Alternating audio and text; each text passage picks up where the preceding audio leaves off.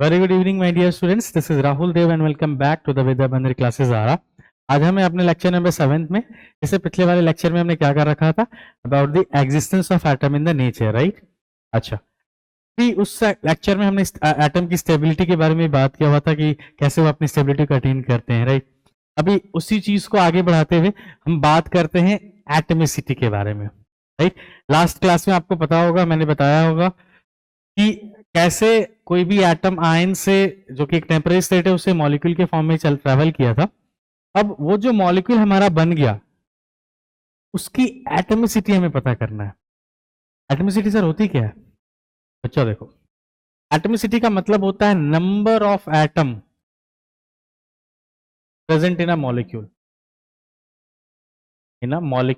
या फिर compound. Molecule या कंपाउंड, किसी भी कंपाउंड या मॉलिक्यूल में कितने नंबर ऑफ एटम मौजूद हैं, वो बताएगी आपको उसकी एटमिसिटी के बारे में। अच्छा समझो, जितनी भी एटम्स अपनी स्टेबिलिटी को अटेन करने के लिए मॉलिक्यूल का शक्ल लेते हैं, वो अलग अलग फॉर्म्स ऑफ जो है मॉलिक्यूल्स बनाते हैं, राइट। कुछ ऐसे लोग हैं जो कि एक जो है दो लोग के साथ मिलकर के मॉलिक्यूल बने, कुछ लोग तीन लोग के साथ मिलकर के मॉलिक्यूल बने, कुछ लोग चार, कुछ लोग पांच। तो उसके लिए हमने एक अलग अलग नाम दिया उन सारे लोगों को, राइट। जैसे अगर कोई भी कंपाउंड अगर सिंगल खड़ा रहता है, जैसे सोडियम है, अगर मान लो ये सिंगल खड़ा रह रहा है, तो हम बोलते हैं कि ये मोनो एटॉमिक एलिमेंट है, मतलब ये अभी कंपाउंड किसी से बनाया या मॉलिक्यूल किसी से बनाया नहीं है ना, किसी एटम के साथ मिलकर मॉलिक्यूल नहीं बनाया, सिंगल खड़ा है। जैसे नोबल गैसेस लोग हो गए, राइट। अब उसी में कुछ ऐसे लोग हैं जो कि एक से ज्यादा लोग से मिले, जैसे ऑक्सीजन है, तो ऑक्सीजन मिलकर के O2 बना है, राइट। हम बोल दिए कि ये क्या है, ये डाई एटॉमिक है।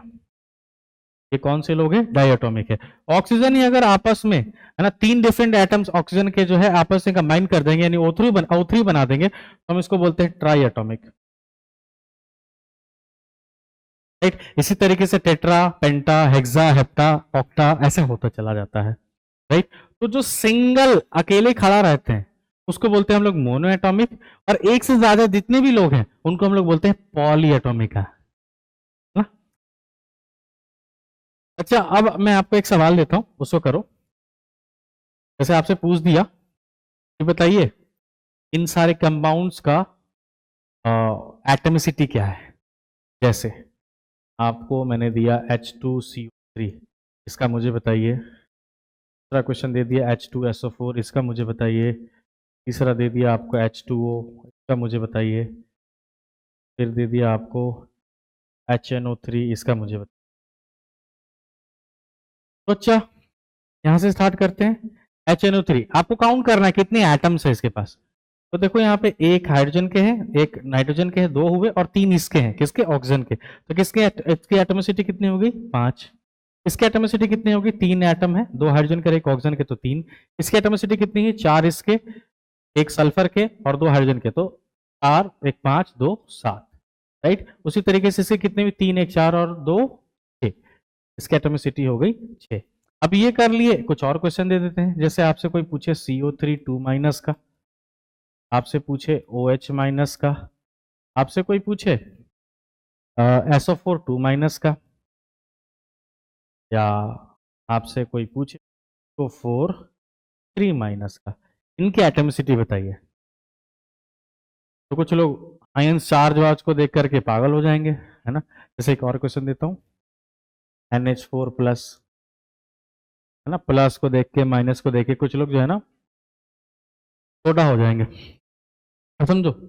अच्छा, क्वेश्चन पूछ रहा है आपसे एटमिसिटी कितनी है। एटमिसिटी की परिभाषा क्या बोलती है? एटमिसिटी की परिभाषा बोलती है कि भैया number of atom combines together, कितने नंबर ऑफ एटम उसमें कंबाइंड है, एक मॉलिक्यूल में कितने एटम प्रेजेंट है, right.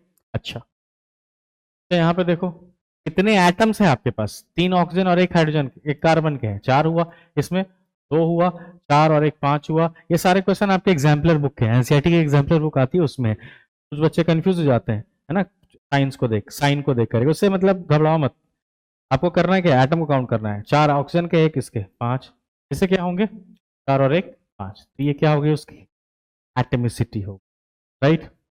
Okay, so this was all about atomicity.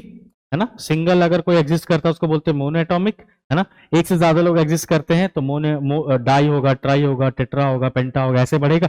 और कलेक्टिवली अगर एक नाम देना चाहते हैं तो हम बोलेंगे poly atomic, right. Next class में हम बात करेंगे कि ये जो मॉलिक्यूल बना रहे थे ना हम लोग कैटायन और एनायन को मिला करके, तो वो मॉलिक्यूल कैसे बनता है ना, उसका बजाते कुछ फॉर्मूलाज हैं।